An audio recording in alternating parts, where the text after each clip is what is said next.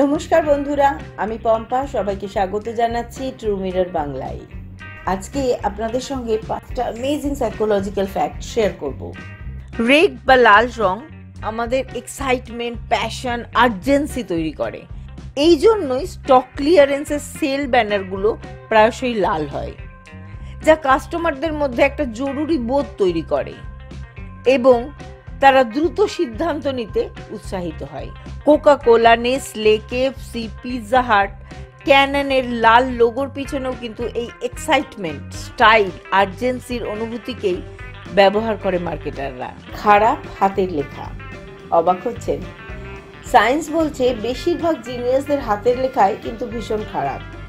এর কারণ হিসাবে সায়েন্স বলছে যে জিনিয়াস মানুষের ব্রেন খুব ফাস্ট চলে এবং খুব ফাস্ট ইনফরমেশন বা অর্ডার দিয়ে থাকে। লেখার সময় ব্রেন যে স্পিডে ইনফরমেশন দেয়, হাত কিন্তু সেই স্পিডে প্রসেস করতে পারে না। সেই ক্ষেত্রে হাতের লেখা খারাপ হয়। আমাদের বেসিক নেচার এরকমই হয় যে আমরা যখন কোনো জিনিস বা কোনো ব্যক্তিকে খুব বেশি পছন্দ করি, তখন আমরা সেই ব্যক্তির সঙ্গে অনেক বেশি টাইম স্পেন্ড করতে চাই। কিন্তু সাইকোলজি বলছে যে কোনো জিনিসের সঙ্গে বা কোনো মানুষের সঙ্গে যদি অনেক বেশি টাইম আপনি স্পেন্ড করেন, তাহলে কোনো না কোনো কারণে সেই পছন্দের মানুষটি বা পছন্দের জিনিসটি একটা সময়ের পর আপনার কাছে বোরিং হয়ে যাবে এবং তখন আপনি সেটাকে ছেড়ে দিয়ে অন্য কোনো জিনিস খুঁজতে থাকবেন। তাই আপনার এই প্রিয় জিনিস বা প্রিয় মানুষটির সঙ্গে লিমিটেড টাইম স্পেন্ড করুন, তাতে আপনার সম্পর্ক আরো অনেক বেশি দীর্ঘস্থায়ী হবে। Blue is known for decrease appetite. নীল রঙের এফেক্টে নাকি আমাদের খিদের ইচ্ছেটা কমে যায়। লক্ষ্য করবেন কোনো ফাস্ট ফুড চেইনগুলোতে কিন্তু এই নীল রঙের ব্যবহার হয় না, কারণ সেটা তাদের সেলসকে কমিয়ে দিতে পারে।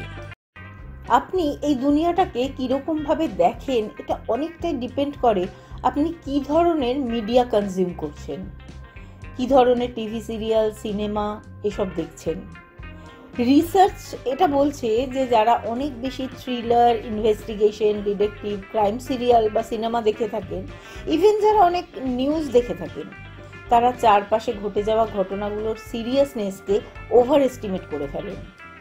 এরা মনে করেন যে এই পৃথিবীটা সত্যি বেশ একটা ভয়াবহ জায়গা, আর তারা নিজেরাও কোনো না কোনোভাবে এই ভয়াবহতার শিকার।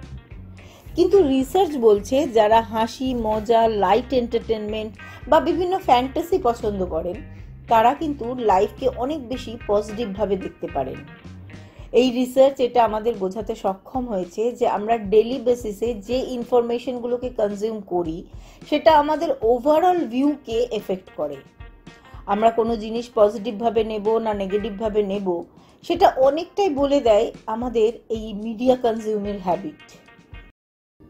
ভিডিওটি যদি ভালো লাগে অবশ্যই শেয়ার করুন আপনার বন্ধুদের সঙ্গে, আর সাবস্ক্রাইব করে নোটিফিকেশন বাটনটি অন করে রাখবেন। তাহলে আমাদের চ্যানেলের সব ইনফরমেশন সবার আগে পৌঁছে যাবে আপনার কাছে। সঙ্গে থাকুন ট্রু মিরর বাংলার। আজকে এই পর্যন্তই। টাটা।